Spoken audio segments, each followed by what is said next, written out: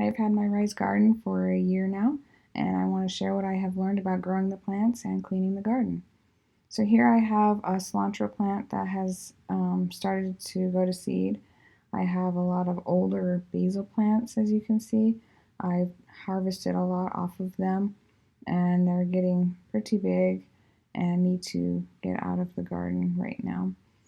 When I leave them in for too long, then these plants really start to use a lot of water and they get a little too tall for the lights. And the roots on the bottom, as I will show you in a little bit, start to cause problems also. So over here is another basil plant that is going to come out.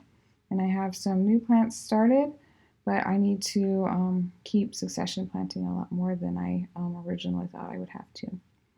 On the bottom, I have some little bok choys that I started and older lettuce plants. And in the back, you can see a really big celery plant, and around it is some more bok choy.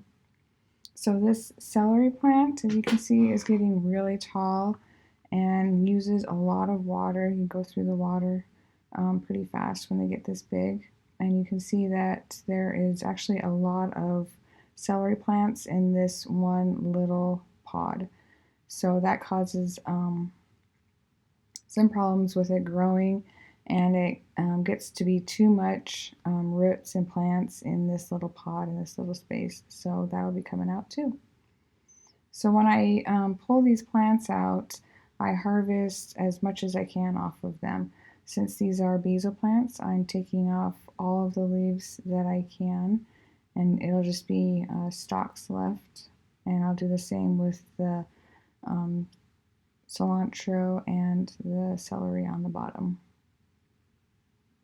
Once I've taken off all that I want, I use the extra tray that comes with the garden, and try to catch all the water that I can.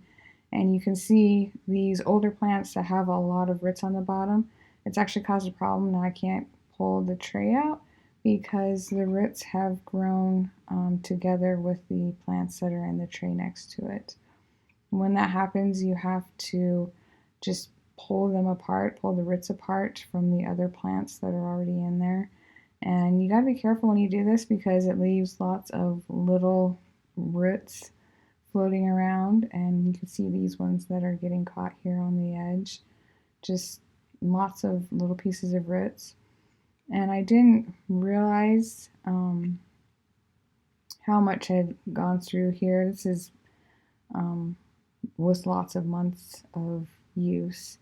I had a little buildup right here, and I thought I could just pull it out, and it ended up being a big blockage of roots, you could say, that got stuck here. This is the top tray, and it got stuck, which brings me to things that I use to help with the garden.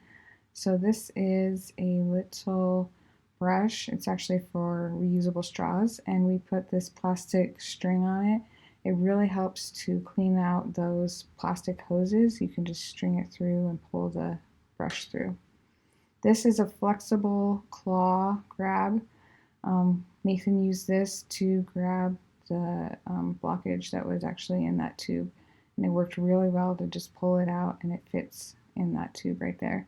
So you can see here, this is actually what was in that tube. There was a lot more than I thought, and I'm glad that we could pull that out from the tube. So I also have, this is just a little sock. It's from a fish tank cleaner. I use it on my filter here. It's actually a double filter. I take off the outside one and put the sock on this inside one, and it fits just fine over that little one. This is the pump that I use, and I've done a video on using this to clean the trays out before, and you can see the way that the water flows.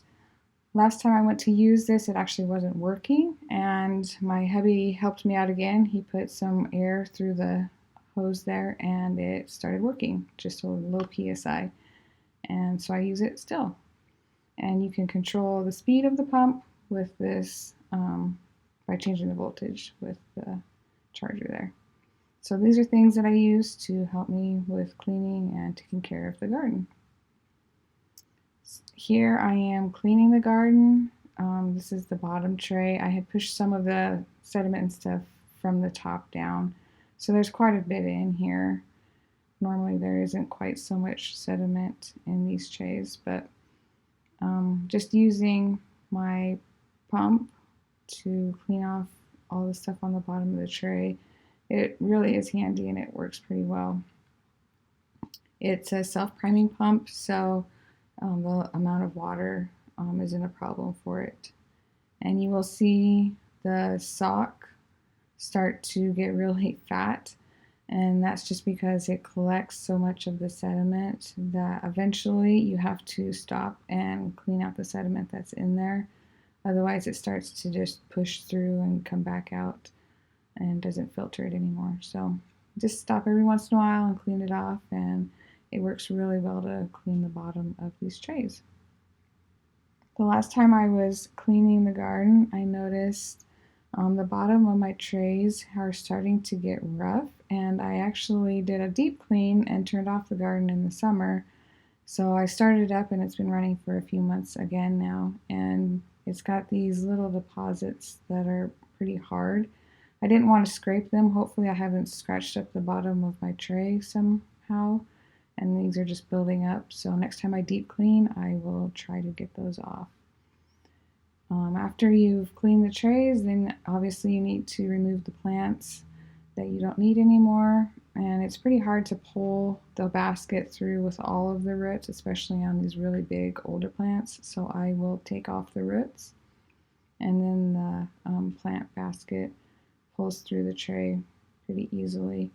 And I give the plants to my chickens and get it all ready to replant again. And once the roots are out and you've got it out of the tray, it's pretty easy to take the basket off of the plants. One thing to know though, if you get plants that are really, really big, like that celery plant, there'll be so much pressure in the basket that you have a hard time even pulling it out of the tray.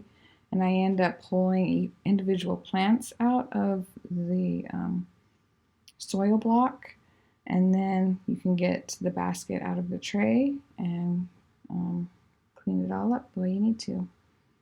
So I hope this has been helpful for you. If it has, please like and subscribe. And if you have any questions, leave the comments below. And thanks for watching.